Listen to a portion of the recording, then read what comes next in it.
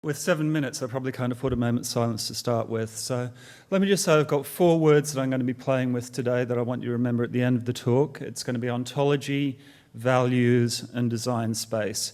And all the rest is merely verbiage.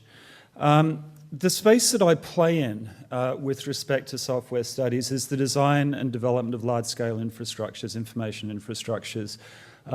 This picture, by the way, is a rather unfortunate advertising campaign by IBM, which went down very quickly after 9/11 happened and toppling towers were no longer cute images.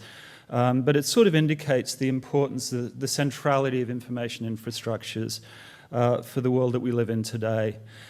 I spent a lot of time in recent years working with scientists as they try to cobble together with computer scientists what's called cyber infrastructures, that is seamless ways in which scientists can work together across multiple different disciplines. Project I've been studying, for example, is looking at GEON, which from UCSD, actually, the San Diego Supercomputer Center, which brought together about 30 different scientific disciplines, from seismology to geomorphology to environmental hydrology, and tried to get all their works together. Now, there was a moment in this process that I really loved that kind of illustrated for me the centrality of ontology. That on the first day, the computer scientists kind of stood up there and asked the geologists, "What is your ontology?" Geologists had no idea what they were talking about, and so the computer scientists said, "No, tell us, what's your ontology?" And there's finally an environmental hydrologist who said, "I don't know what the hell you're talking about. Do you want dictionary definitions?" And finally, there was this whole process that they had to go through with the working communities to say, okay, this is what an ontology is, this is what ontologies do as far as we're concerned. Now, the significant thing about that, as far as the discipline of software studies goes, is that the work that the computer scientists were doing was not only a work of coding, it was a work of organizing communities, of organizing power relationships between different disciplines. The ontologies that they decided on were actually the ontologies that reflected the power structures within those disciplines, all forged new power structures. Just as the missionaries, when they went into Africa in the 19th century, took outsiders from the tribe, made them central, and forged them into new positions outside the tribal hierarchy, so many scientists are seeing this as a way in to shifting the power structures within science. So it's very seamless, moving from the act of producing code and ontology and the act of changing the nature of scientific work and values in the scientific community. Values. There's actually a certain truth to this. This is out of The Onion. The new project that's being referred to there is Google Purge, which will join images such as Google Images, Google News, and Google Maps. And as part of Purge's first phase, executives will destroy all copyrighted materials that can't be searched by Google. Now, the point about this is they're actually already doing this. I mean, this is not a joke, it's effectively true. And I just want to indicate one way in which it's effectively true. If we take the myth of Google, it's this wonderful democratizing tool. The whole world's information is there at your fingertips. You can access everything anytime from anywhere in the world. But let's do a thought experiment with you. Type in the word Africa on Google. The first 4 pages you get, none of those pages will be generated out of Africa.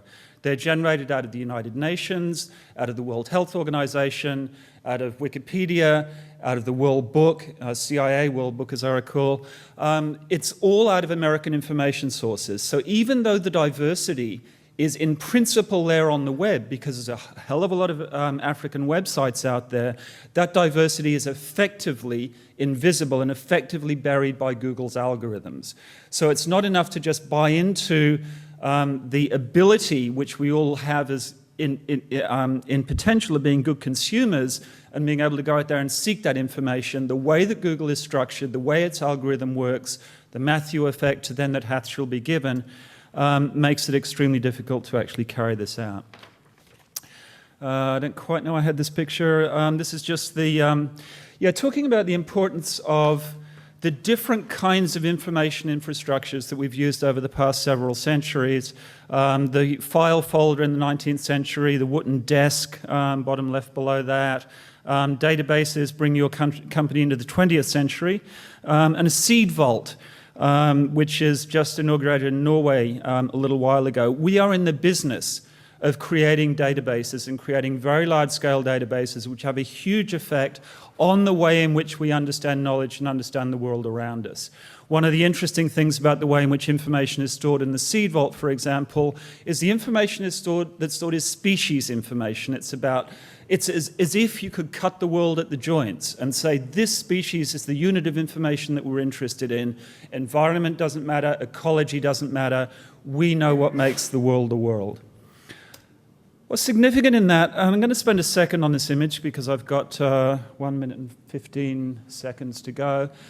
This is a wonderful map that I came across last year, Mapping America's War on Terror, Aggressive New Strategy. If you look at the, there's a kind of dotted line there, and in the middle, what I love is, in the middle is the boundary of the non-integrating gap. The non-integrating gap is folks that don't kind of fit into Western culture. Above the non-integrating gap is the functioning core, and below the non-integrating gap is the functioning core. Now, what's interesting about this, a couple of things. One is that it actually pretty well maps internet access.